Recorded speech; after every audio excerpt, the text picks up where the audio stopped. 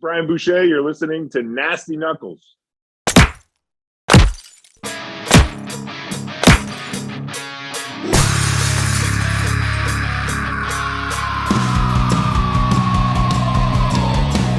You're listening to Nasty Knuckles, the Hockey Outlaws podcast, with your hosts, Derek Nasty Settlemyre and former Philadelphia Flyer enforcer Riley Cote, as they go behind the scenes with your favorite NHL players.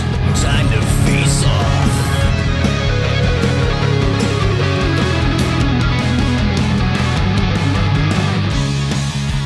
All right, welcome back. What is happening, Nasty? What's up, Regarelia? I'll tell you what, I think people are getting sick of me saying this, so you're going to have to do something about it. Every week, is Riles coming to the game. He's on a roster. You were paid handsomely for this roster spot. I know. And you didn't show up again. You've been to one game. I'll give you credit for making one out of the first three, but listen, we're going to have to cut the pay here on you if you don't start showing up I know, more. man. I know. I know there's family be issues. better. Family issues, yeah. But I also made one trek down to New Jersey Sunday afternoon. Visit Scrub Daddy / Tovey. Yes, we did, So which was great. Back, dropped the girls off, and then just wasn't able to make it back to the Big Tilly. But sounds to me like excuses are being made. well, Just sounds saying. like you carried the weight. I drove to the meeting, Scrub Daddy / Tovey, Well, 20 minutes from your pad. to Princeton for a game for the big fella, the King Elvis. Back home, grabbed the jerseys because we had to make a jersey swap. Yeah. Then to the game and performed way better than I ever have, I think. Actually, maybe not, but I'm never any good. But I still made it, and still made it upstairs till about 2 a.m. Oh, wow. That's commitment, Nast. And you were getting up around then, probably. Probably. Start your day. But anyway. Big Tilly, though, three snipes, right? Toby? Listen, anytime I can score, I got to give someone the credit, the players who pass it to me, or the Tovey stick, which me scoring 3 goals in one game Not bad. is not going to happen, but that stick, bang, pow, see it coming up. Oh, boy. At least two of those that I saw. And, the teams we play in the men's league, they're always saying something to me like, you're going to mention this or that, but they're probably like, how does Nasty score 3 goals, let alone one? How does he score 3 in one game? I don't know. I don't know how I did, but anyway, that Tovey stick, boy, that puck comes off of it, man. Snappity snap. Snaps. Well, it was a good performance. I'll be there next week. Well, you say Hopefully. Blue Devils, he's coming. Here I come. And what about Fly Guys? Where are we at with these? We're in this season? It's just a tough go, man. Like, not much to talk about. I feel so bad for him. I know he said this. No one's feeling sorry for the Flyers. They're they don't feel sorry for themselves. They're just ready to get a win. Talking to some of the guys, obviously a very depleted lineup. Yeah. I mean, no one ever wants to make excuses, but I mean, you're missing a lot of key players. It's like a bad car crash. It really is. It's like you don't want to look at it, but you kind of do, just to see how bad it's gonna get. You can't watch their games and honestly say they're not trying. I don't ever think that's the case, but there's games where you're like, it doesn't seem like the effort was as there as. They just have absolutely no bandwidth right now. They finally got a break last night. And I'm like, finally, like Provy did the right thing, got the puck on the wall, threw it to the net. You get a lucky bounce, which they've had zero. Let's be honest. 0 puck luck, 0 injury luck, 0 luck, period. I thought, okay, here tonight we're going to get a win, after finally get a break. You don't want to play, coaches, you were a coach, put it on net. If you don't have anything, throw it on net, you never know. And but they ended up just finding a way to lose the game late in the game. And Carter Hart's been absolutely amazing. Big saves. I mean, he just, on TV last night they were saying, it's almost like he's got to get you a shutout to get a win right now. And I hate saying, I'm not saying that in a bad way against the guys, the players, but it's just we're not scoring. Not scoring enough goals. And again, your lineup's depleted, but no one's looking for excuses. No one wants to hear excuses. But it's just tough right now. And hopefully tonight they find a way to get this win. You don't want them to break that record that they tied. It's not a record you 12 want. 12 losses in a row, and hopefully we find a way to win. That's tough. Against an Islander team that needs wins, and they're playing better. They beat us twice last week. Yeah. So. And then speaking of the injuries, with depleted lineup, we gotta bring up the fact that some of these injuries are guys re-injuring themselves, maybe coming back too soon, whatever the case may be. But there's been at least 3 of them this year that guys have come back and then they're back on the shelf, which certainly doesn't obviously help the end goal of winning games. But I mean, I guess the question is what's happening there? Is it complete coincidence? I don't know. Are they coming back too soon? I guess we'll never know. I mean, I'm not in the medical room, so I don't know. But the bottom line is there's a business of keeping these guys healthy or trying to get these guys back on to the ice is in the quickest possible way, but also in the most productive, long-term, safe way too, right? I mean, you don't want to get a guy out there and then have him blow a knee out, the same knee out, 2 weeks back. So I think it's pretty apparent that there's something going on there. That many guys on the shelf, and then again, half those guys being re-injured. What are your thoughts there now? Yeah, I mean, I don't know. Like you said, I'm not a medical guy, never was. So it is. I don't know, alarming when this happens. Like, I've seen a lot of things on social media, like questioning it, and some people have asked me. I'm like, I can't tell you because I'm not a medical guy, but it's tough when you have like Kevin Hayes, this poor guy can't catch a break this year. Like the same thing, basically. 3 surgeries so far, just not the way anyone was planning on it to go, and I'm sure the medical staff wasn't either. No, of course not. I mean, it's just. Not having a medical background, I don't really know what to say, but it is odd. And it's just, if it's just bad luck, it's the worst luck you could have with what's happened. I mean, you bring Ellis in, like you said, and he seems to be working on the same injury and not having him. And we talked about this last week. It's a huge difference. I think we're looking at a different scenario. And I know he's one 100%. Guy, but if he's playing. He logs a lot of minutes. It's just, I mean, I think it's a different. I think 100%. Exactly, it's a different story. But we don't have him. Yep. Haven't had him all year. I guess he's frustrated. I'm sure everyone is because no one expected this, or at least we didn't hope for it. I know he had some injury issues the last couple of years, but it's just tough, man. It's tough to watch. It's tough because we know the guys, and it's tough seeing them struggle like this. But I don't know really what to say about the injury bug. Yeah, no, there's not much. We're not in the locker room. We don't really know. We're kind of regurgitating stuff that we're hearing. But what is obvious is that guys, at least 3 guys have been re-injured with the same injury. So there's question marks around it. But I say in good news in Flyers land, or in least Keith Yandel's world, he is now tied for the Ironman with Jarvis. Mm-hmm. With 964 games, amazing. Which is an unbelievable feat. I mean, anybody that's played the game of hockey, to string that many games together, even at the youth level, is nearly impossible, especially at the NHL level. So props to Keith Yandel, an amazing feat. And your boy, Phil Kessel. He's on his footsteps 20 games there. Behind him. Who would have thought, hey? Yeah, Kess, he's a machine, that guy, man. You're right, Riles. Like, think about how many games in a row that is. It's incredible. The fact that anyone ever did it, at this level. I've missed men's league games because of injury. Oh, man, you and me both, man. Like, it's a little tweaker here, it's insane that a guy could play at the highest level. And, even, not to take away from Jans, but like even Provy this year, unfortunately, his streak stopped. Yeah. I mean, for a kid coming in from his first day, he hasn't missed a game. Yeah. Like, that was insane, and it's a shame how he had to miss it, but... Back to Jans, like I heard someone talking yesterday about when he was in Florida last year. He's such a good guy in the locker room. It's such a team guy. I guess Quenneville was gonna like bench him, and the players went in there almost like a Rudy type thing and said, "You're not scratching him." Wow. And they didn't. And he's at 964. He's gonna break the record tonight. It's incredible. We've been kidding around with some of the guys, just like, is he walking in there with a spaceman suit on so he doesn't catch anything, Because this guy, I got a feeling like he's going to find a way to have a positive test no matter what. But I'm happy for him, man. He's a great guy, and he's a great guy in the locker room. obviously hasn't been the year that anyone wanted, and maybe he's even had to step up and play where they didn't see him playing with the injury to Ellis. And but he's a great guy. He's a great locker room guy. It was great that they brought him in for Hazy after the tragic things that happened over the summer. So it's almost like having family with him all the time. And 100%. He's a great guy, man. Yeah. So congrats to you, Jans, man. You're the man. Yeah. Big props to Jans on that one.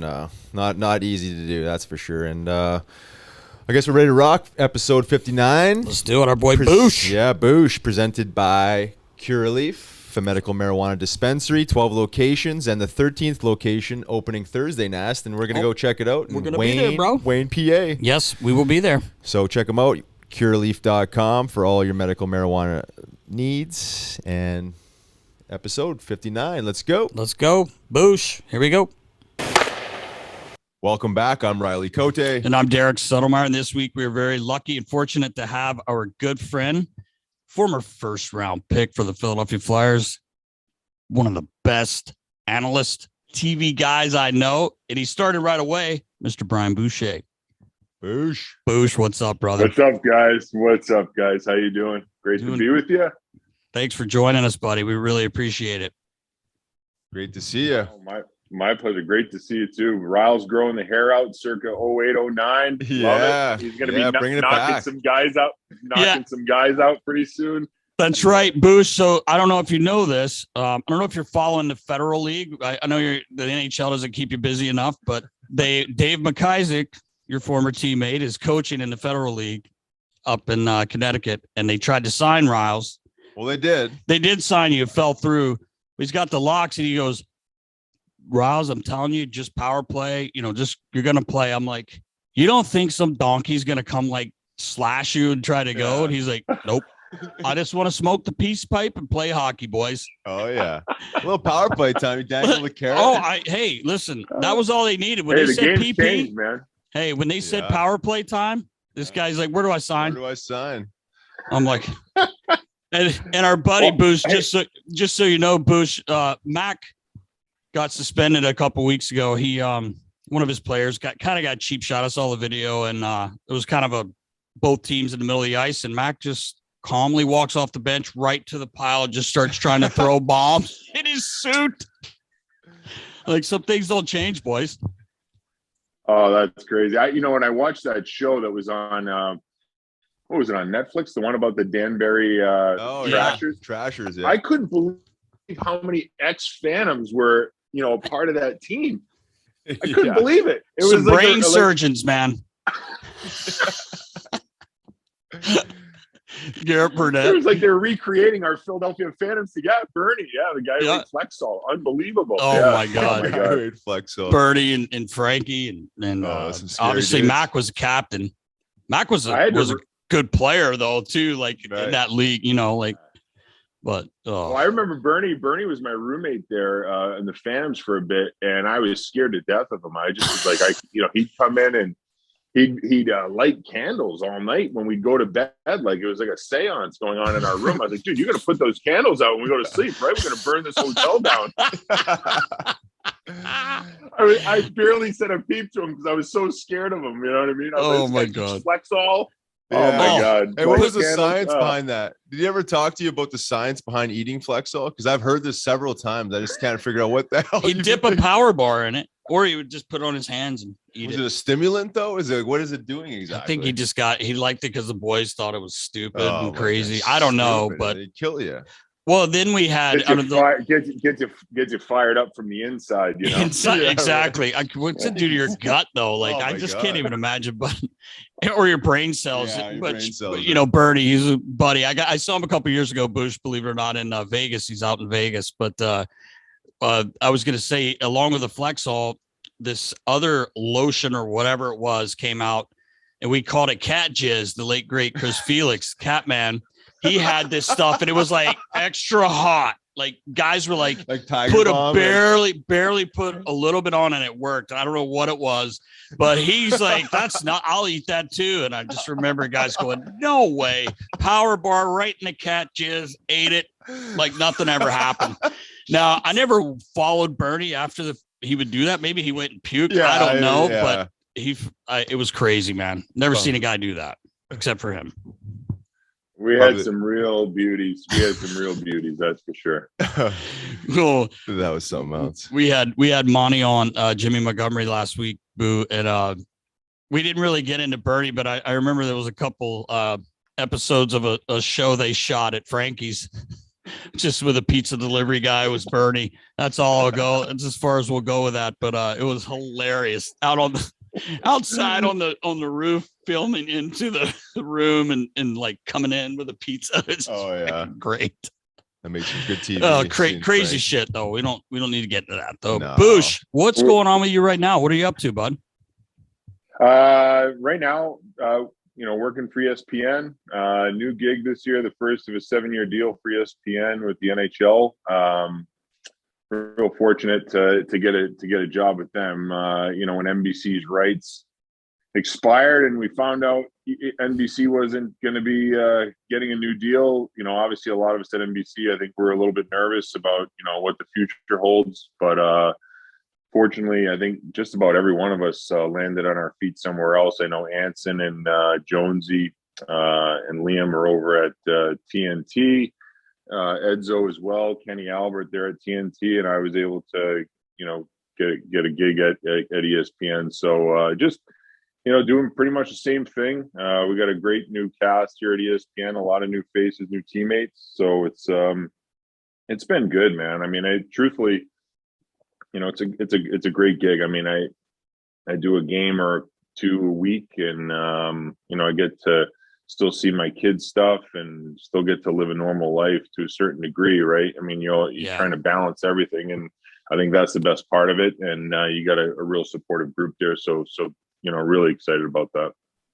Yeah, it's been I liked NBC. I thought it was great on there too, but it's been interesting and really well done, I think, on ESPN. And you're really good, Boo. Like, you could always talk, and I mean, even when you first, I guess, decided to go into this broadcasting, I remember you doing like some Phantom games. I remember we talked to you the one day, you were going over the lineup. You were, we were laughing about some of your impressions, which hopefully we'll get a couple out of you. But he was doing. We were in New York, I think, or somewhere, and you were doing Shel Samuelson, like looking at the lineup you had to work with that night for the Phantoms. I can't remember who I was with, but we were talking to you, and it was so funny. But like when did you start thinking about it, Boosh, going into the broadcasting once you were done playing? Yeah, I mean, the first guy that ever said anything to me was Keith Jones. Jonesy said to me one day, I'll never forget, we're in Pittsburgh, and I was out for a morning skate doing extra like I typically had to do because I wasn't playing that night. And, got done, and I was sitting on the bench just having a, Gatorade or whatever, just kind of, trying to, catch my wind. And, he said to me, he's like, I just asked him, because Jonesy was a great teammate and a good guy. I said, Jonesy, what's it like, to do TV? He's like, it's great, kid. He called me kid all the time. It's great, kid. He's like, you got to do this when you're done. And, so he was the first guy that got me thinking about it. And then, when I go on the road, like Elliot Friedman, who works, for Hockey Night in Canada, he'd always say stuff like, hey, when you're done, you should really think about it. So I had enough people that were kind of like saying it to me. I was kind of like, are these guys saying like I'm such a shitty player that I should retire right now? Like I don't know what, like I was trying to like decipher what the heck's going on here, Yeah. But I think they were just being nice and just saying, hey, you should think about it when you get done. So when I got done, I did think about it, but at first I wanted to retire and just be home and be with my kids. But the reality was I missed having purpose, right? Like it was great to get up and bring the kids to school and do all that, but for that 1 year I felt lost. Like I didn't know what to do on a daily basis. So I think that's when I decided, I was like, you know what, I got to get my act together, and if I want to do it, go for it and see how it is, and I started with, like you said, I did some Phantom games there for Service Electric when the Phantoms first went to Lehigh Valley, and Riles was coaching at that time, assistant coach, and I did those games. I mean, basically for nothing. It was just to get reps, right? And I didn't know what the hell I was doing.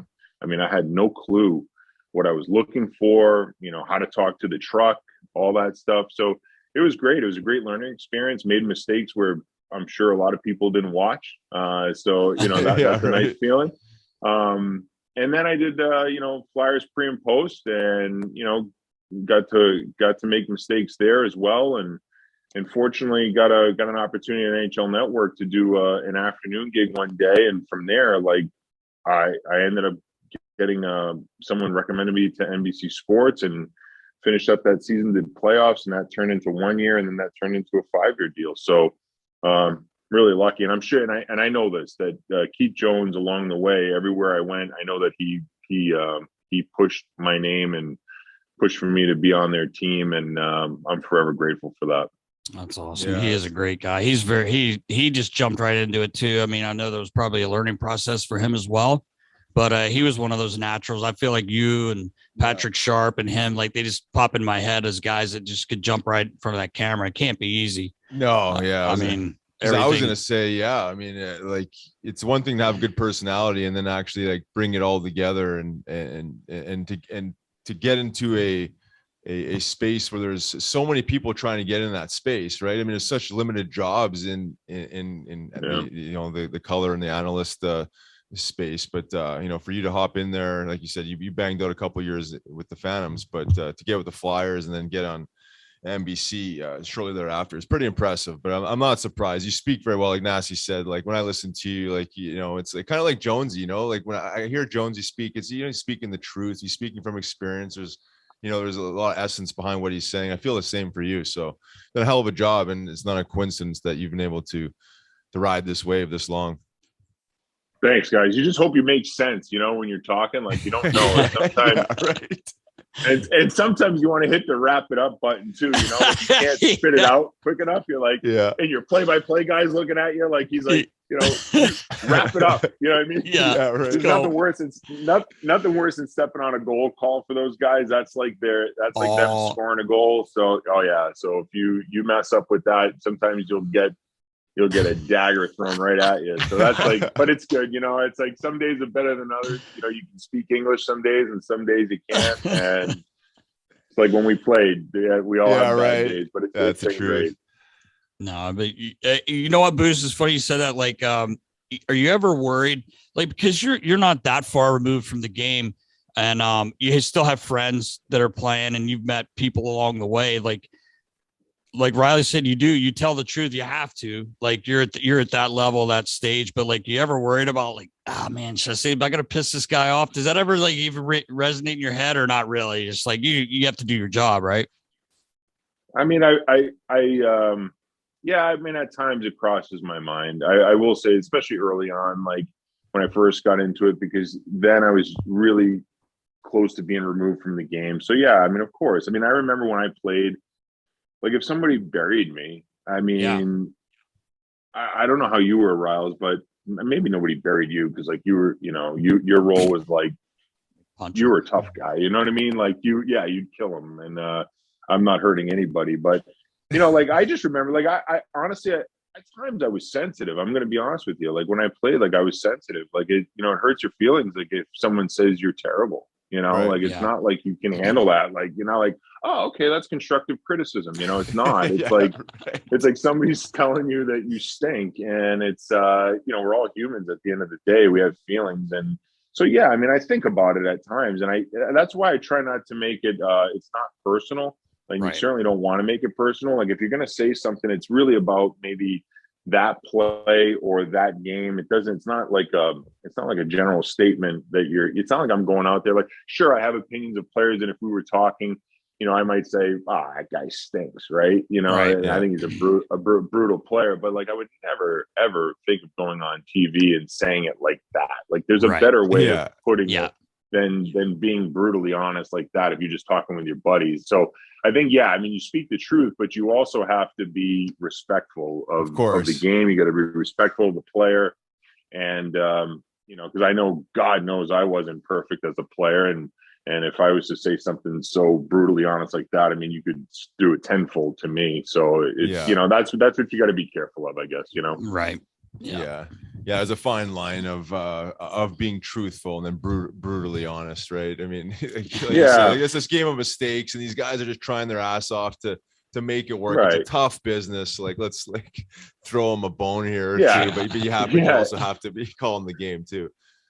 But I also know, like, if I was just, we were having a couple beers and I, say I had like a hate on for a player that I played against. Maybe Riles, you were like this too, but if I had a hate on for a guy that, he did something to me years ago and I couldn't let it go. Right. I mean, I might be biased to bury that guy, like privately, like, oh, that guy, and hold a grudge forever. And you might be like, hold on a second, like, do you really think he stinks, or are you just mad because he he lit you up for 5 goals or something like that and you can't get over it? So I think that's where you gotta, when you're being when you're critiquing somebody, I think you gotta, what do you critique, why are you critiquing, and is it personal? If you don't make it personal, then hopefully the guys understand that. I know that if the guy would give me praise, like if an analyst would praise me on a certain play and then criticize me on another, then you take the good with the bad, but certainly think about it. There's no doubt about it. Yeah, I know it's an interesting space. I can't even imagine myself. I did a little bit of that stuff when I was with the Phantoms and the media stuff, but I just I struggle with that very thing of just being honest. Being honest, obviously trying to be honest about the game, but then these guys do have feelings, and you can say, well, this is for this sport is for tough character players, but at the end of the day, like you're also their buddies, right? You're not trying to bury them, and you're really trying to teach them, right? But obviously in your space, you're not really trying to teach. You're just trying to educate the public about what may or may not be going on the ice that's appropriate to the game. Well, Rouse, but what about like when you coach, right? Like, I'm sure like you're in the coach's office, and the brutal honesty that's going on in the coach's room. You're probably looking at the list and going like, seriously, that guy shouldn't even play with a stick. You know what I mean? Like, he's that bad. And that's exactly it. And then you come out and you're showing the guy a video like, hey, you bring the oven mitts out. Really inside. Yeah, exactly. That's so true. Chief used to use that one. He told Ben Eager one time, hey, Eags, just leave your stick here. You don't need it. Next shift, he had him coming up. Just this guy doesn't need a stick. You can't be brutally honest with the guys all the time. Are you guys completely lose them? You got to bring out the oven mitts now and then. But the conversation that happens before the player comes into the coach's room, where you it's way different, right? Way different than what's actually being communicated. That's funny. That's funny because that's the goal that we got to get somehow. Like, imagine if you get like, the HBO 24/7 behind the scenes and you really get the honesty. Oh my God. You'd have guys quitting hockey. Exactly. No kidding. Exactly. I always talk about like the conversations I've been in the coach's room about other players, and I'm thinking like, I can't even imagine the conversations that were had around me when I was playing. Like, how bad was this guy? Like, man, it's terrible. Some of the things are said. It's true. Pretty painful. Well, it's funny. Like, you as an equipment guy, trainer, whatever, we'd be with the coaches a lot, right? We're with you guys a lot. We're also with them because you guys weren't there as long as they were. So you'd hear them just going, this fucking guy, he gotta play. He's done. He's in the stands. And then it's like the GM call, well, he's got to play. They're like, fuck this. Hey, great job, bud. Let's get going tonight. I know, right? Everything they were saying 10 minutes before, but that's part of the game, I guess. Good for you guys, though. Good for you guys not to come in and be, hey, Boosh, I got to be honest with you. Yeah, right. They love you, man. Killing you this morning. They were killing you, but they love you, man. They love you.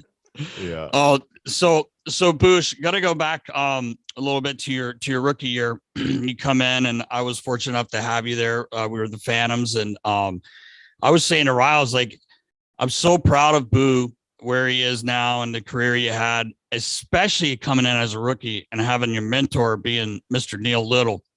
You could have gone down the wrong road, boys. Hey, we have Litz on a lot. Like we have this segment called Overtime, and he joins us a lot. Just give us because he's still scouting a bit, and so we always get his feedback. But first of all, he's obviously one of our best buddies. Great guy, but man, you went the right way, Boo. It could have gone a little left, but you kept it straight. he was the perfect partner for me at that time, man. Like I'm wired tight, and I want it so bad. And I think he taught me a whole nother side of how to approach it, you know, like to be loose, to be a great guy, to get your teammates to want to play for you. You know, like that was the one thing that I realized when I got there. I was like, I thought, oh, I'm this first round pick, and I got to play, I got to develop. And we had such a good team. I mean, truthfully, our Phantoms team could have been an expansion team in the NHL, and we probably would have been pretty competitive. I mean, we had some really talented players, and then we were tough on top of it. You know, so I was, you know, there was a pecking order that you had to get in, but Litz was like, he was a competitive guy, but the way he handled himself on a day-to-day basis, I mean, it was pure class. Like, I mean, he taught me, you know, that it doesn't have to be full throttle all the time, that you know, there's times when you can, you know, get into another gear and figure it out. And honestly, I took a lot of the stuff that I learned from him that 1 year with me the rest of the way. And I've always been, like I said, wound up tight, and I'm wired a certain way. But really, at the end of the day, I saw how much guys loved him. And I want, you know, look, we all want to be liked. We all want our teammates to play hard for us. And although I'm not a clone of him, but I tried to take some of like his personality and apply it to my everyday life and be a little bit more easygoing. And I know that some of it is not, it's not like his easygoingness. It's natural for him, but I'm sure he's, in some ways, his competitiveness is driving him too. Like, I know that he was like, I remember he told me, he's like, he told me, he's like, I'm going to make $1 million, you know, someday. He said that to me when we were playing in the minors, and he had this like confidence in himself that he knew that he was going to be fine. He was going to be successful, but it could or could not be in hockey. But he was a smart guy. He knew how to figure things out. And man, he's an awesome dude. And I know when I had some tough times, some tough games, like I was all stressed out, and I'd go to him and he'd say, partner, he's like, we got to go for some beers, you know? Right. And that's, you know, and, you know, it broke the tension, and we let loose a little bit and had some fun. And he was a great teammate at the right time for me. There's no doubt about that. Yeah, he was. Yeah, he's a beauty. You don't find, I've never come across someone that that had something bad to say about Neil Little. Yeah. Put it that way. Yeah. And I'll say this too. And he never stopped helping me. Like, he helped me, like my son went and played at the U.S. national program, and he connected me with his good buddy, Chris Osgood. Yeah. And, you know, he connected us together, and Tyler ended up living 2 years at Ozzy's house. Oh, Lord. So you took a chance on Tyler going the other way too, because these two, Litz and Ozzy, man, those two are like twin brothers, man. Oh yeah, for sure. That's awesome. Yeah. So Litz never stopped helping me, and I'm grateful for that too. That's awesome, man. Real quick, speaking about that team, you come in as a rookie, and we go on to win the Calder Cup that year. It was just so much fun. I talk about it all the time.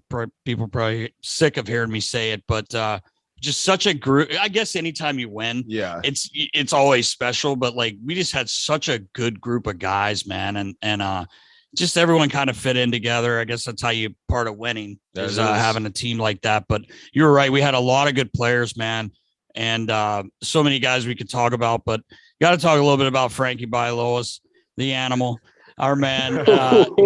Yeah. I was gonna say, I don't know if you'll do Frankie for us, but I'm in another state right now. So yeah, you're okay. You can't find you. He can't find it. He'll find you, but not today. I'll never forget one quick thing. They wanted to shave guys' heads, and he wanted to shave your head, not because you'd done anything. He was just kind of fucking with Boo, and Boo had the nice frosty tips. He had he was a little mid-length, frosty tips, looking good. And I remember you come full sprint down this long hallway we had at Hollydale, and right under my desk, and I'd like jump out of the way, and then I see Frankie lumbering down. I'm like, oh no. Lord, let me get out of the way. I get out of the way. He goes, I'll pay you, dude. Frankie's like, how much? So he didn't end up getting his head shaved, which was good. But Frankie, boy, was he tough, Boo. Hey, oh my God. Oh man, every day. I'll never forget. He'd come in every day, right, at practice, and into the change room, he'd gear right down. He'd take all his street clothes off. Most guys get into their hockey underwear pretty quickly right after. Frankie would walk around. Yeah, he'd walk around, naked, go to the bagel bin, and wash your hands, Frank. Oh my God. And I'd be like, this guy's like, he's nuts. You know what I mean? Like, I came from junior, and his stories, his life stories, I couldn't believe it. And every day he told me, like, he never had tape on his stick, right? Like, he didn't have tape on his stick. And he practiced with the Gretzky Jofa helmet unbuttoned, right? He did. Yeah. He never shot the puck below my nipples in practice. Never. It was always like here, right? And if I just sniffed, if I looked like over, he'd be like, "What are you looking at?" You know what I mean? I'm like, nothing. Nothing. So he knew I was petrified of him. So I think he was messing with me. He told me every day, at least every week, he told me that he was going to shave my head. And he called me a cocky rookie. He's like, "I'm going to shave your head." And then finally that one day he chased me down the hallway. He had the clippers, I don't even know. Did he have clothes on? I don't even know if he had clothes on. But I was like, "Frankie, have your eyes?" Like, "Frankie, I'll pay you, I promise." And then he laughed at me. He's like, "Yeah." He's like, "I ain't gonna shave you, kid." You know what I mean? So, man. Yeah, man. That's what every time I talk to him a lot. He's obviously in the area, and he'll be like, "Kobe, little midget," and I'm like, "Dude, I'm gonna smack you right in the face when I see you." "Oh, I'm coming over now." I'm like, "Okay, never mind. I'm kidding, buddy." Yeah. Oh man, he's telling, "I'm gonna shave your head." Yeah. I love his stories. Yeah, I love his stories, man. He was that whole team. You think about the tough guys we had, right? Dave McIsaac was tough. Jeff Staples was tough. Yeah. Payette. Andre Payette. Johnny Stevens was tough. That's true. If we weren't winning on the scoreboard, we'd find a way to goon it up and somehow leave the game with some chuckles and some camaraderie, which was pretty awesome. The best boost we were talking about, I know I've told Roz before, the attendance was amazing for the Phantoms the first few years, and the place would be packed, and we're up, a couple goals or down a couple goals, and the whole place is going, "What do you want, Frank?" And there's like 11 seconds left, and Billy's like, "Get out there, but don't do anything stupid." Oh, okay. Yeah, fuck, 17,000 screaming his name. He's not going to do anything stupid. The other team's like, "Oh no, don't do it." Don't send him out here. But you think about the timing for that team, right? You got the old Spectrum, which had all this like history and nostalgia, right? They built this brand new building for the Flyers. Our team was, coached by a Flyers Hall of Famer. We had such a good team. The timing was perfect for that whole setup. And the rivalry with Hershey, it was. It was a dream come true because you guys know. You can play in some real bad places in the minors, right? And to be able to play in Philly, and then truthfully, to be honest with you, the Flyers struggled at that time, right? I think in 98, 99, I think they had a losing streak of 12 games back that year. Like they were. And they had this team that was supposed to win, and we were this team that just kept winning. The fans really took to us, and they lost first round, and we go all the way to the Calder Cup. It was what a magical time for a minor league team. Yeah, it was. It almost didn't seem minor league just because of the building being packed and the team we had. But you're right. Unfortunately, right now they have a shot at breaking that 12-game losing streak tonight. God. Hopefully that doesn't happen. Hopefully, he can get a win. Is that a record? 13 would be a Flyers record. No way. Yeah. They tied it last night. Yeah, you're right, Boosh. It was a great time, and Frankie was a beauty. And one quick question about that. Billy Barber, what would he say to Brad Watson every game? Brad, I don't know. He used to say, Boosh used to go, Brad, can I talk to you? Excuse me for a minute there, buds. Can I ask you a question? And then, Brad, no, you can't. Brad, Jesus, and then he'd start snapping, oh my God. I'm sorry. I'm trying to keep it PG. No, I hear you. I hear you. Bombs it. We understand. My other job, yeah. Yeah. But, oh, that was good though. Billy was the greatest. Billy was the greatest, man. I mean, he was. Oh my God, some of the stuff that he said. I remember the time he bag skated us for 3 straight days, and we come in, we'd skate for like an hour and a half or 2 hours, he'd kick us off the ice, then we came back, did the same thing, and then the third day he finally ended it, and he says, "Everybody stretch," and we're stretching. And he goes, "There's 2 ways around here," and I'm thinking, he goes, "My way," and I thought he was going to say the highway, right? And he goes, "My way and my effing way," and then he kicked us off the ice. So good. Monty, Jimmy Montgomery was saying last week, we were kind of talking about Billy a little bit, and he goes, and he always had his finger in his ear when he was like, sometimes he always had his finger in his ear, like as he was saying this stuff. He was great though. Buds. Oh my God, the greatest. Buds. Oh, man. Delio, he's not. We had Patrick Uline here, who's from Sweden, a year before you, and he had a big year. He played with White. He had played with the Flyers my first couple years there, and they sent him down after camp, and we were playing Hershey on a Saturday night. Now Friday night we had played at home, and he took a high stick like on the cheek here, and he had about 4 stitches, like little cut, and it drove Billy and Stutzy nuts, because when this happened, his wife was sitting like in the first level and ran down to the glass and was like up at the glass, like looking at her husband, who just took a little cut, like it wasn't that bad, like, so they were losing their minds. Cat, get him back on the bench, like just giving it to Cat. So the next morning, Yuli comes in and he says, "Can you put a full bubble on my helmet?" And I said, "What?"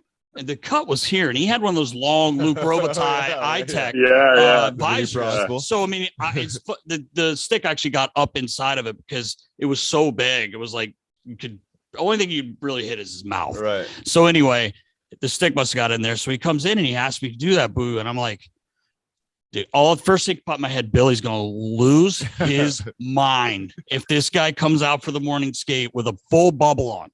So I said to Patty, I said, "I think you're okay with your, it's way up here and you'll be okay." I didn't want to say Billy's going to lose it. He goes, "No, I need a bubble." And I'm like, "Patty, Billy's going to lose it if I put a bubble on you for that cut." I just finally had to say it. He goes, "I don't give a damn about pride." He says, "We got to go play Hershey. They'll be punching me and face washing me all night long."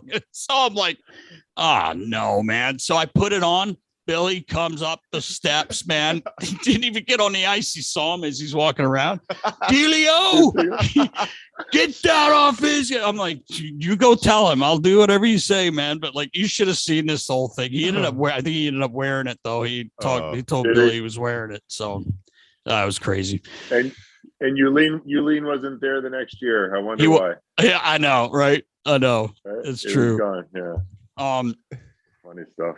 Yeah, it was good.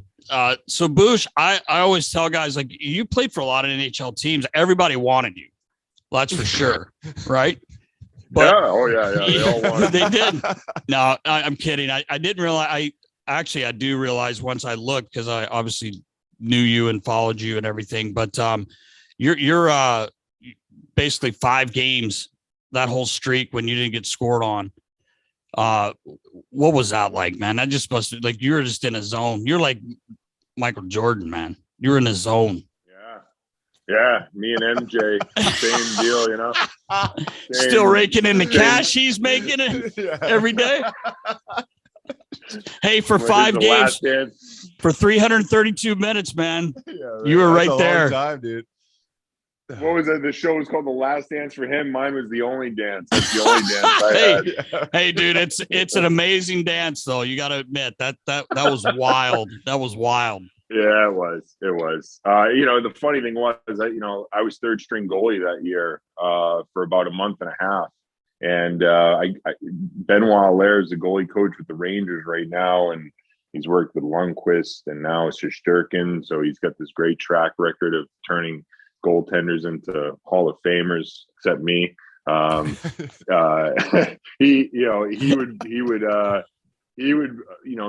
say, hey, you can't practice with the team. And he'd just take me out for goalie practice for like a month and a half. And I'd skate there with guys that were scratched and stuff. And I didn't know what was going on. I think I was on a 3-year deal with the Coyotes. Like, they traded for me, and I was supposed to be the eventual number one after Sean Burke. So I was kind of like, didn't know what was going on. And I finally went into Bobby Francis's office, who was the head coach at the time, about a month in. And I said, hey, Bobby, I was like, when can I practice with the team? I mean, like, I've been doing this for a month. And he goes, what the hell took you so long? He's like, I've been waiting for you to come in my office and ask that question. No way. And I was like, yeah. And he goes, he's like, this guy, he's got it out for you. Like, he doesn't want you. And I was like, holy crap. I was like, no kidding. And, so it ended up working out because, as it always does, inevitably somebody gets injured and the door opens. And, but I will say that, Rick Bowness, Pat Conacher, those were the assistant coaches at the time. They came out on the ice often and worked with me during that time as well. And they kept me sane and kept my head straight. And it was one of those situations where you're pent up and you've been locked up for a month and a half, and you finally get an opportunity to play, and like the stars align. And I had like this huge chip on my shoulder to want to prove that I could, be the guy. And it all worked out for, 5.5 games. And then eventually I came back down to earth. But the guys that played in front of me, I mean, man, blocking shots, we were a shit team. I mean, let's be honest. I mean, we were terrible, and guys were, staying out of the box, blocking shots, eating pucks in January, and we got it done. So, I mean, it's one of those records that it's kind of like, I don't think people realize, you probably picture Marty Brodeur to be the guy that has it. It's kind of weird that I would have it, but it just shows you that anything can happen. Although I don't think I will say this on record, I don't think it will be broken in my lifetime. Now, with the way the rules are set up now, no red line, line, 3-on-3 overtime. Like, those goals count against the goaltender. 100%. It's not like, so it's going to become harder and harder. I just don't see, and it's not like I'm trying to sit here and tout how great I am. That's not what I'm saying. I'm just saying the way the way the game is today in the offense and the way the players are, I just can't see that record being challenged. Yeah, I don't either. Yeah, and it is a amazing record if you think about it. I mean, you're a goalie, we don't have to tell you, but like, to go 5 games, like, not having a goal scorer, and you, man, like, this shit just doesn't happen. Like, pucks bounce off of someone and go in. Just crazy things happen. But look how Provorov scored last night. I mean, exactly. The corner goes off Klingberg skate. That stuff happens all the time. I was thinking that exactly last night. That was the goal they were able to muster up. But yeah, I mean, Boo, you had a great career, man. Played a long time, which is hard to do. Four stints with the Flyers organization too. Pretty impressive.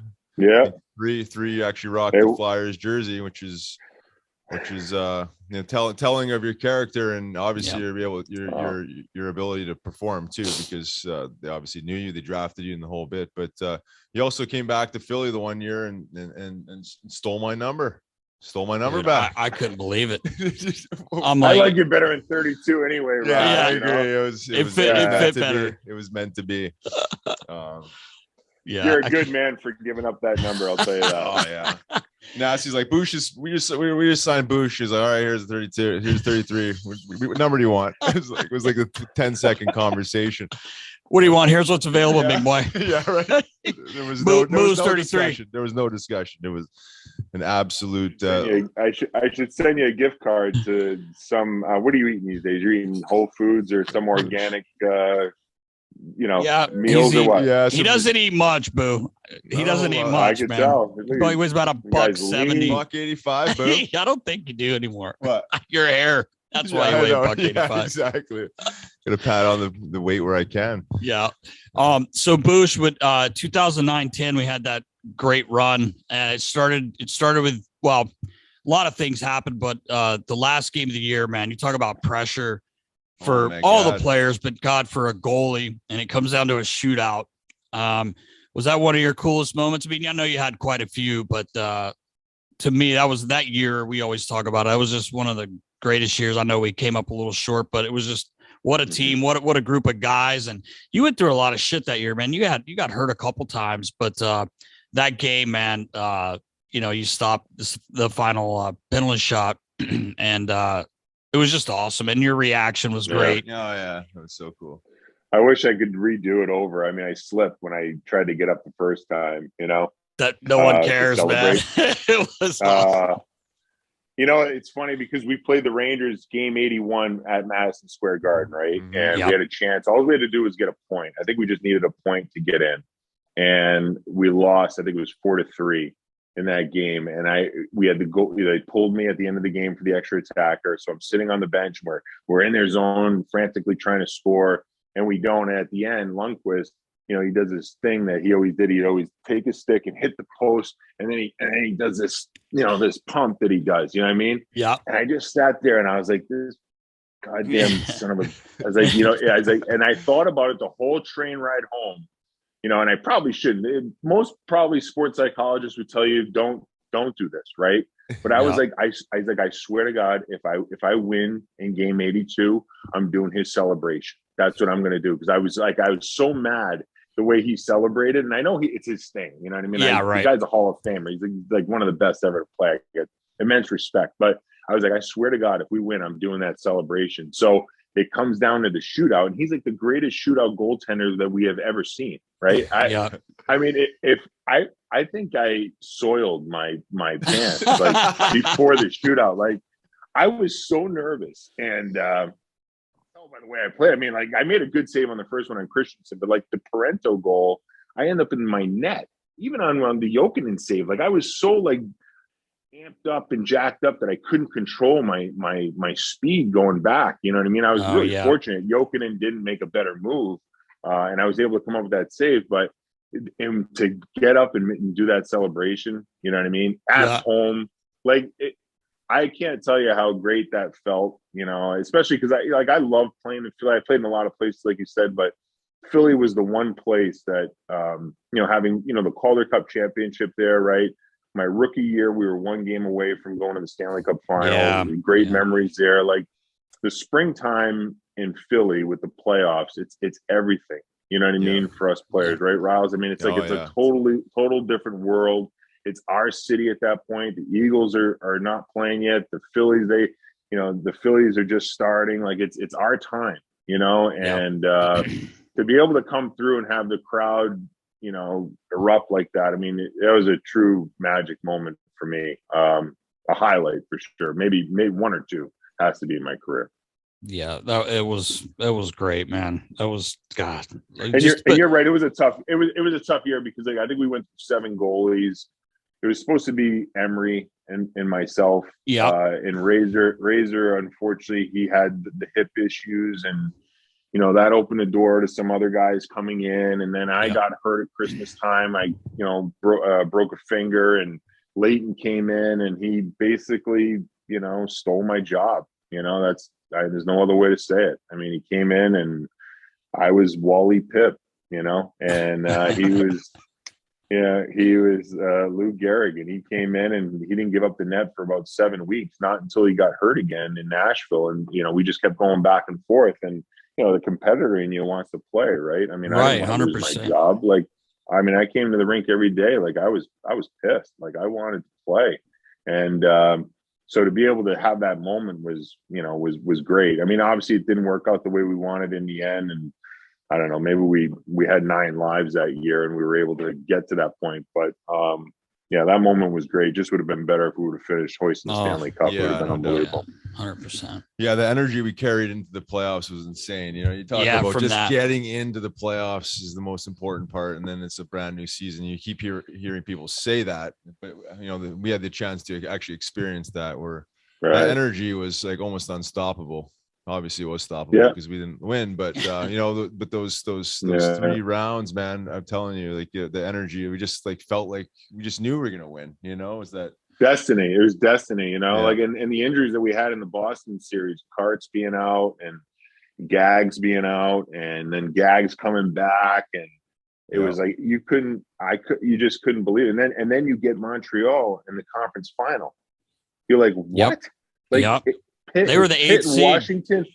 Yeah, Pitt and Washington are out. I mean, you couldn't script it any better. The Canadians couldn't even skate when they played against us. Like they were dead. They were you dead. know? They were dead. Yeah. They were kind of lucky to get the one win they got, to be honest. Yeah. Like we were all over. Like every game was all kind over of them. It was but it was a great year, and I'll never forget that moment, you making that stop, and just God, it was just, like you said, just feeding off the energy, rolling into the playoffs. That was the night we've talked about before where we ended up at McDaniel's, bunch of us, and G was, a young kid at the time, and he was going, we can win, man, I'm telling you. And guys were like, all right, Claude, okay, no, I'm serious, we can win, but he was dead. See, he meant it, and he goes, I'm telling you, we're sick, like blah blah blah. And it was like, guys were like, yeah. We got a good team, man. Like we're rolling. So, but it was a great time, man. It really was. It was awesome. We had a good team. I mean, when you think about it, Homer did a good job of kind of going all in that summer prior, right? Picking up prongs. Yeah, that was huge. And, Danny was a big playoff performer, and Karts and Richie were, to me, they were money. And G was a blossoming star coming up he was so eager, right? I mean, he was so talented and had all this energy. And Chemo was like your steady vet all the time back there. We had a great group of guys that like we just battled it all year long. We couldn't get our acts together, but like Riles, like you said, I mean, timing and getting in at the right moment and riding that wave of momentum. And truthfully, I mean, you think back on Chicago, they were ripe for the taking too. Yeah. I mean, their goaltending was not very good. Neither was ours. But if there was ever a time to beat the Blackhawks in their dynasty, it would have been that year, right? Yeah. Because they had no experience really. But we fell short. That's the way it goes. Yeah. Tough business, Yeah. It's hard to win. People don't realize, like, I mean, I don't know it from a player's standpoint, but being in the game for 26 years, man, that's not easy at any level. It's a grind, to go through that whole process with, like you said, BOOSH, injuries, you're fighting those, which everyone does. Everyone plays with injuries, but it's just it's a hard thing to do, man. It's a hard thing to do. Yeah. I was going to say, a couple of years later, you land up signing back with the Flyers. This is your fourth time now. And then I had been retired for a couple of years, and then you landed up in Adirondack. And it was quite an experience up there. But talk about for all of us. Yeah, for all of us. Talk about like the mixture of you actually getting sent down to Adirondack and having actually report there, and then your experience in Adirondack. Well, I'll rewind a little bit. So I was in Carolina. I signed a 2-year deal after 2 years with the Flyers. And truthfully, I didn't want to sign with Carolina. I wanted to stay in Philly, and I would have loved to have been Bob's backup, and work with him. It didn't work out that way. They ended up signing Brizgalov, and there was really no room for me. So, it was one of those situations. You go to Carolina and be like, man, I'm tired of moving at this point, Yeah. And my family was tired of it. I was tired of it. And I went there, and my heart wasn't really, I was a Flyer. I wanted to be a Flyer, and I go there, I got hurt. I tore my groin, missed 3 months. And then we have the lockout, and then during the lockout in that summer, going into my second year with the Hurricanes, it's Father's Day, right? And I'm at the pool club nearby my house, and my son's a little guy. He's in the water, and he's like, "Dad, do a cannonball," right? And I know I'm getting off topic here, and so I go, "No, that's gonna hurt." And it's a what is it, 3 meter, 10 feet, right? Yeah. So I go, I'm gonna dive. So I dive off the diving board, right? I overshoot the dive, right? And upon impact of the water, dislocate my shoulder on Father's Day. No. I'm like, I'm in the water. I come out of the water, and my son's laughing at me because my leg slapped the water, And I'm like, I'm hurt. And now there's like panic going on. My wife's panicking, you know what I mean? This woman comes up to me. She's like, I'm a nurse. I was like, pop it back in. I get out of there. She's like, I'm not touching you. You know what I mean? Oh, yeah. So I drove to a hospital. First my wife took me to the fire station. They're like, no chance. They're like, hospital. I dislocated for 2 hours until a doctor could finally come and pop it back in. Anyway, long story short, I remember that. I remember this happening. The Carolina Hurricanes suspend me, right, because I did it in a non-hockey related incident. Right? Oh my God.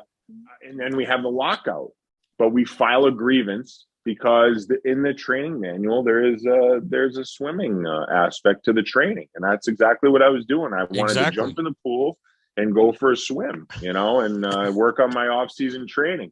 And so in the end, were very good to me. I came in, I was able to rehab my shoulder and all of that at the Flyers during the lockout, which is not something that I don't even know if I should say it, but whatever. I'm grateful for it. And in the end, Paul Holmgren did me a solid and traded back for me, knowing that my family wanted to be here, and I'm sure the Hurricanes sensed it too. And they traded me back to Philly for a fourth time. And I knew that I was going to the minors at that point, but I also had a shoulder that wasn't nearly 100%. It was my second shoulder surgery. And although it sucks to go back down in the minors and maybe being Glens Falls, New York, I was again grateful to be in the Flyers organization. And I thank Homer for that, because he's a solid man. Like he did a lot of great things for a lot of people, myself included. And at times he brought me back there. Every time he helped my career, and it was awesome, even though it was Glens Falls. Yeah. Riles loved it there. I used to talk to him, a lot. Would have been a better experience if we had won a few more games, but probably. But so. yeah, no, it was an experience. I tried, but I had one arm, for crying out loud. Right. Chicken wing. That's quite awesome. the experience. But I wasn't poke checking anybody with that arm the way it was. No chance. I was like, the only thing I wanted to do was get out of the game without dislocating my shoulder. And if I did, it's a win. It was a win. I don't care if I give him 7.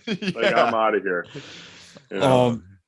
That's amazing. I remember you doing that, Boo. I remember when that happened. I forgot about them trying to suspending you, though. I did forget that part of it, but it worked out. The Hurricanes in the end, they did the right thing, took care of me, and it's all good. Now it's just a funny story. Yeah, right. Yeah, exactly. So, Boo, let you brag a little bit here. I know you're super proud of your son Tyler. Last summer, 10th overall pick by Ottawa. I remember watching you and seeing the whole thing, and I messaged you and you messaged me back. But what a feeling that must be, watching your son get drafted. I mean, you went through it, but so many people, it's just hard to do. Let's be honest. And it's an amazing feat. Yeah. I think I don't know if every parent that plays hockey wants their kid to play hockey, but I mean, we all say we want to let our kids, chase their own passions and whatnot. But, I did start him in hockey. He seemed to like it. So I was like, okay, we'll start him. You never know where it's going to go. And you always wonder if they have the drive to want to, pursue it for real. And, I thought early on Tyler liked it, but I thought he had other interests as well. And then eventually, he really wanted to be a hockey player, and he really stuck with it. And I think, last year what I was most proud is that he had a tough year. I mean, he had 2 separate knee injuries. One was his own doing. He tried to go in on a forecheck and kill somebody on a forecheck, and unfortunately mangled himself. And then the second time, someone got him on a dirty play in the neutral zone, a low bridge hit. So he missed a lot of time. Plus he had COVID that actually was, it affected him negatively. So he didn't play a lot, right? And that's tough on a kid in your draft year. I think your mind gets going in a million different directions, and you're wondering, what's going to happen. And I think teams saw value in the way he plays, and he's kind of a throwback player. I think a guy that, could have played on our Phantom teams back in the day. Has the ability to play. I don't know if he can fight. I mean, that is yet to be determined, but he certainly goes out there and he loves to hit. He plays in the dirty areas, and I think teams value that, especially come springtime. So, but when you play that way, I think you're going to get nicked up a little bit. But yeah, I'm proud of him. And right now he decided to make a change of plans. He was at Boston University to start the season. up until Christmas. I think he was frustrated a little bit on the hockey side of things, and I think he wanted to go all in into the hockey aspect. So he decided to switch it up and go to the OHL and play junior. I think playing more games is important for him, considering the fact that he missed a lot of hockey last year. I think he feels like he just wants to play more games and get after it that way.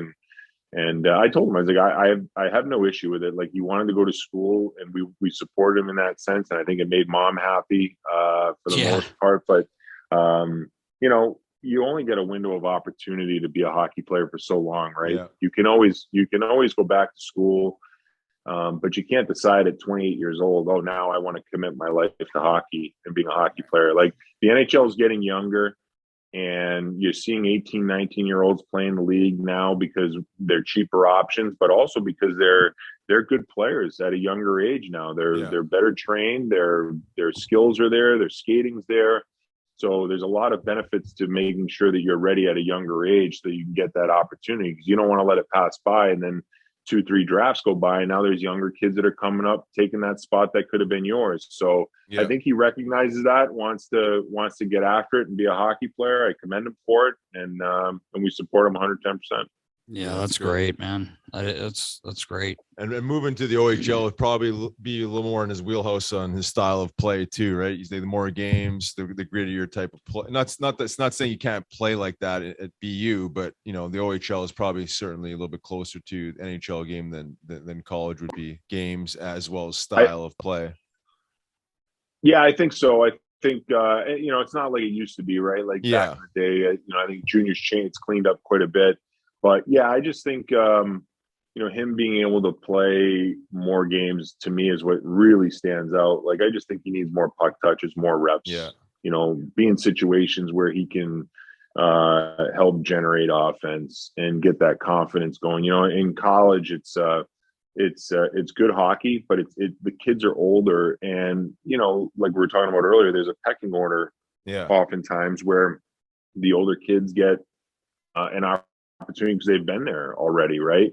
And I understand that, but I think for Tyler's situation, it being unique in the sense that he didn't play a lot last year, it's just super important that he gets those reps, because you don't get that back. Your confidence, you only get one shot at it, and if you get confidence and you feel good about yourself, you can ride that momentum, that wave to the next level, and then continue it, right? Whereas if you don't accomplish something, then you're constantly trying to chase your confidence, and eventually I think it hurts you in your career. So that's what we're looking at. We'll see, the style of play. I mean, he hits hard. He certainly was physically mature enough, like at his size, to play with those older kids in college. It'll be interesting to see when he lines up, against some 16-year-olds or, it's kind of, there'll be a disparity as far as like, I think you gotta be mindful of that too. You can't be a reckless player and go out there and, try to take heads off. You got to play the game the right way, and you're hitting for a purpose, right? You're hitting to get the puck back or win the puck. You're not there to put somebody on a stretcher. Right, 100%.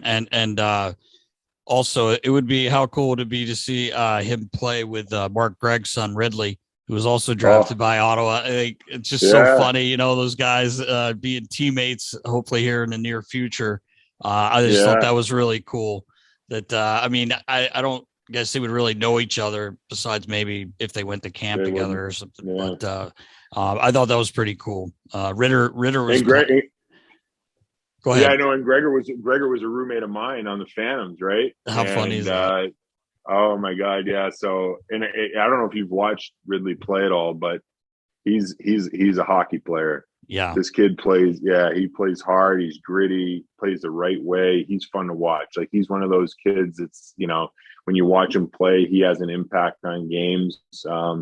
Whereas I think Gregor was a great skater, right? Good offensive player, but he's I don't want to rip on Mark, but I think he's a more complete player in that sense, that he has that edge to him, right? And I think he's going to be a really good pro from what I've seen. And just the guys that are on, the guys that have kids that are in Ottawa, I just think about a dad's trip someday. Hopefully, right. Yeah, eventually. awesome.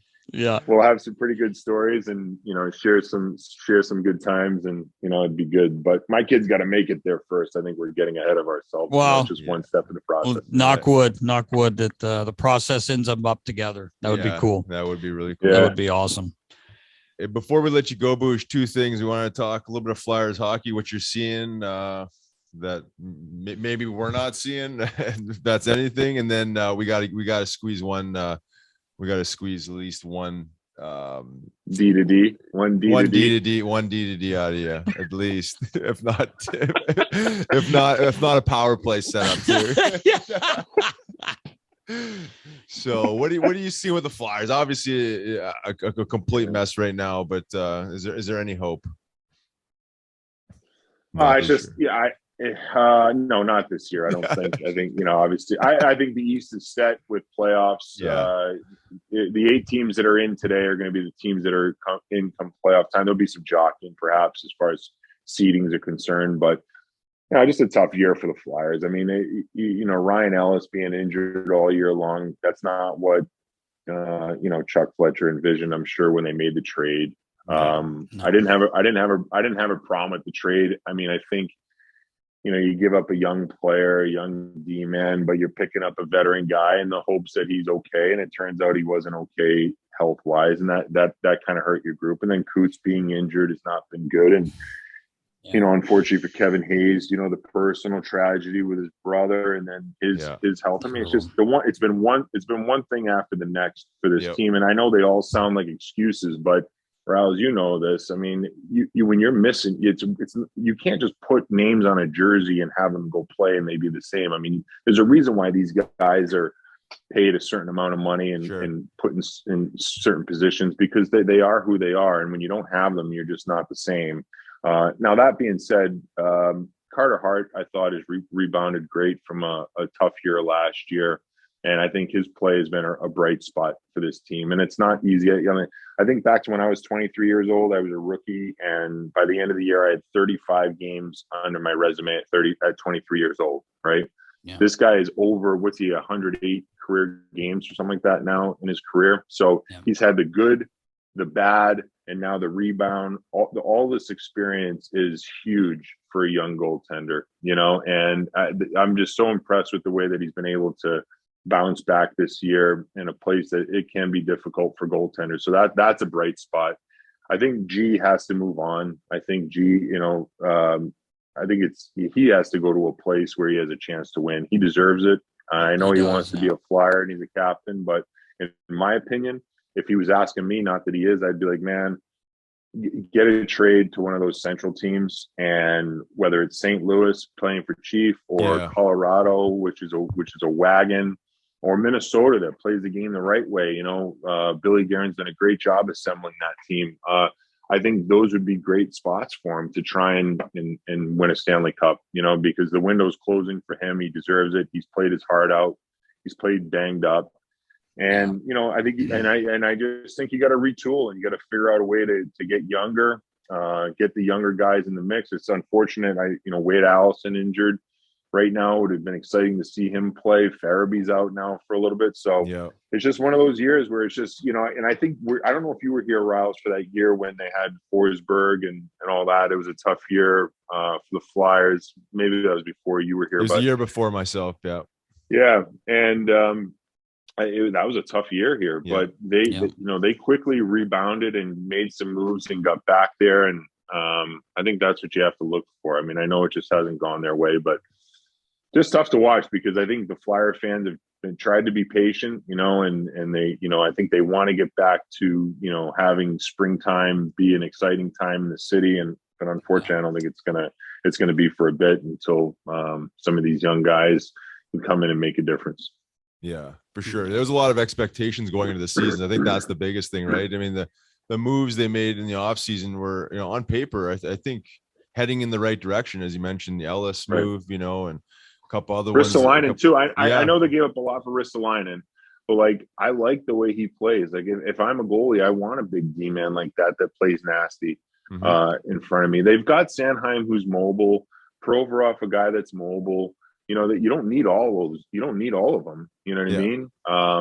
Yandel, they picked up the help with the power play, and I think there's been times this year where he has created deception up there and has been able to help the power play. But it's just it's like been like a perfect storm of crap. You know what I mean? That it's hard to evaluate, and I just think, you know, everything they just need a reset. And I know fans don't want to hear that with 40 games to go, but that's just the reality of it. I think most fans are realistic. They know that. Yeah. I think it's at that point now where it's pretty obvious what needs to happen and where it's going. So yeah, we'll see. Time will tell. Yeah. Well, you know, you just need to make sure you just when you skate the puck, you must go D to D. Right, and then back to D, and just play the game the right way. That's what you need to do. What about if you're on the power play, Boosh? What would you do on the power play? I'm not sure. Well, you know, if I'm Joey Mullen, you gotta have Hotsy. You need Kotsy and G. Those are the three guys you need on the power play, and they're going to run the power play, and you need to know where Yogs is at all times. Yogs! You know, and that's how Joey would run it, you know? That is exactly. Oh, my God, that is beautiful. So good. Oh, so God. You guys got it out of me, man. It's great. Oh, my God, I love it. Beautiful. I love it. Boosh, real quick, you played for a lot of guys. I know you got to go here. Just a couple quick questions. Who's your favorite coach, like, ever that you played for, would you say? Ooh, that's a great not question. Even your favorite, but, you know, one of your favorites or you really liked. I'm sure you respected and liked the guys, but I will say this. I mean, I always, for some reason, had, you know, like when you don't play, you're kind of like, you got like this, you feel like, man, the coach doesn't like me. Right. You know, so you always had, and I was always a guy that along the line, somebody didn't like me or play me. And so you turn it into something personal. When now that I look back on my career with clear lens, I realize it wasn't personal. Either I wasn't doing my job, I wasn't good enough. But, you know, when I look back at the coaches that were good, you know, I think Lavi was a great coach. You know, I thought he was a good motivator. I think back to the things that he said in the room and the stuff that he did, although quirky at times, maybe for, you know, grown adults, they had an impact. And I thought he did a good job. And I thought he did a good job of turning our room around. You know, I think Billy was great for us in the minors. And I think he taught us to play with that pride that it meant to be we weren't Flyers at the time, but to play in Philadelphia and play for our teammates, right? Stick up for one another. I thought Billy brought that out in us. You know, and then when I think to my other coaches, like I like Todd McClellan when I had him in San Jose. I just thought he was extremely prepared. He was a great communicator. I thought, you know, especially with me as a backup goaltender, he communicated very well. And he's doing a great job in LA right now with that team. I think they're exceeding expectations. So, you know, every coach, although, you know, at the time you're kind of like, oh, guy hates me and you got some issues with him, you know what I mean? It's not personal at the end of the day. And now when I see Lavi doing my job, he's great. Like he's a good coach. There's a reason why he's been coaching as long as he's been coaching and doing what he's doing. It's not always about winning the Stanley Cup. As you said, it's not easy, right? Yeah, right. I mean, you got to get your team in position to win those Stanley Cups. And I think, you know, when I look back at the job that Lavi's done, every place he's gone, he's had an immediate impact on just about every team he's coached. And that speaks to how good of a coach he is. Yeah, I agree. We've talked about Lavi before, just as an equipment guy. Usually the coaches come in, I try to like sneak out of the room so I'm not stuck in there, but I actually liked listening to him do the pregame speech. Just like it was always different too. It seemed like it was never like the same old thing. You know, and people always ask me, like, when you guys did that HBO thing, was that just him acting? I'm like, no, dude, that was just normal, man. That was what I thought was really cool about Lavi. And, you know, he did do a lot of quirky things, but it made you wonder what is in that box, man. What's in this box that he's like, you know, he just did all these weird things, but little games, little. But think about the thought. Yeah. The thought that goes into it as a coach. It's not like he just went home and like didn't care about. You knew he cared about the team. He cared about winning. He tried to get the most out of his players. You know. 100%, and eventually these coaches run out of runway. There's no doubt. But when you got a guy that cares like that, I mean, you got to be an idiot not to recognize that. Yeah. Right. 100%. Well, Boosh, we really appreciate you taking the time out. I know you're busy, man. You're doing a great job. Been doing a great job on TV. Continue success with that, buddy. And hopefully we get to run into you sooner or later. I know we got to play golf a while back, but you're not around the area. That was fun. Yeah. No, I moved out. Don't tell Frankie where I'm at. I don't want him to find me. Yeah, I moved back home to Rhode Island, close to the family right now. Kids are out of the house, so we felt it was the right time to do it. But I moved so much, like I was telling Riles before we started, you know, everything's temporary, man. Like, you know, things can change in 2 years, 3 years, who knows? Where I lay my hat is my home. It's nothing permanent, you know? Yeah, I hear you, man. But we appreciate your time, buddy. Doing a great job. Yeah, great to be with you guys. You guys look great. Keep it going. Nasty, I don't know how you do it, man. Like, seriously, dude, how old are you now? I'm going to be 36, man. Let's go back 36 in March, bro. He's sick. I don't know how you do it, man. Every 36 for 20 years. Every time I put my suit on, it gets tighter and tighter. I'm disgusted by myself. Oh my God. You guys look great.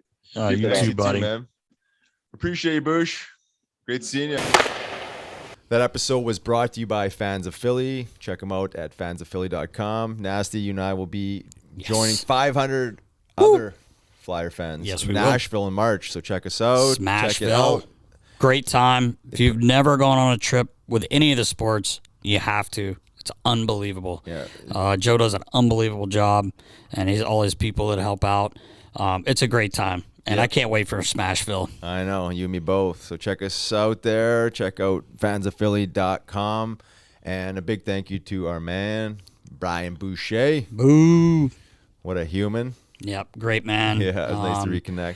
Does just an unbelievable job on TV. God, really he's does. So good, man. And good career, great career. I mean, anytime you play that many games, and it's funny, I didn't realize that story about him, like, not even practicing with a team when he ended up turning around and setting the record. I did not remember that, but it truly was amazing. Like he said, I don't know if that'll be broken. It's tough to go that many games, right? Like especially with the skill level these days. Not that there was a problem with the skill level back then, but it's just it's too fast, and they created too many opportunities to be offensive here now. So I agree, that'll probably never be broken. Yeah, it'd be amazing if it is. It was amazing the fact that he went that long with it, but I don't know if that'll be broken. No. And, you know, one of the things I remember about Boucher when I played with him is, and he kind of talked about it when he was talking about Frankie, you know, never shooting below the nipples. Yeah, right. I remember myself coming down the wing in practice, and a lot of times the shots coming off high. Off the green gob. Off the green gob, right? And high heat right at the head or by the head. Yeah. And I remember Boucher snapping in that. Swearing and shooting pucks at us, and you know, I get it, man. You're in practice, who wants to get rubber ripped at your head? But I forgot to bring that up when he was talking about Frankie and shooting below the nips. Because I wouldn't want to be in the net. I wouldn't either. Like that I wouldn't either. I remember Hexy was like funny about that too. Obviously, his mentality was a little different than Boucher's, but I remember us being in the playoffs and no one shot at his head, but he was just. He was ready for the game. It was a morning skate in Carl Dykehouse. Hexy didn't like pucks being in the net. So Hexy turned his back and Dykers threw the puck in the net and, like, kidding around, raised his hands and circled. He gets about out to the blue line, and Hexy fired the puck at him, not meaning to hit him right in the head. Morning skate, stitches on his. Oh, yeah. That's tough. Hexy's like, don't ever do that again, but I'm sorry. I hurt you. You know, but we're like, good God, man. He didn't wear a visor or anything. Hit him right in the head. And again, he didn't mean to. Unnecessary. But, yeah, you're right. You don't want to be in practices as a goalie and guys coming down. And you had an absolute cannon with that green goblin. Oh, yeah. I wouldn't want to get hit with it. Well, who would? Who would? Yeah, exactly. Nobody. Oh, man. But Boosh is awesome, man. Yeah. Great guest. We appreciate him coming on. Absolutely. Awesome. All right, Nast, episode 59 in the books. In the books, big 6-0 next week. Oh, yeah. Check us out next week. Until then, stay safe, knuckleheads. See you, knuckleheads.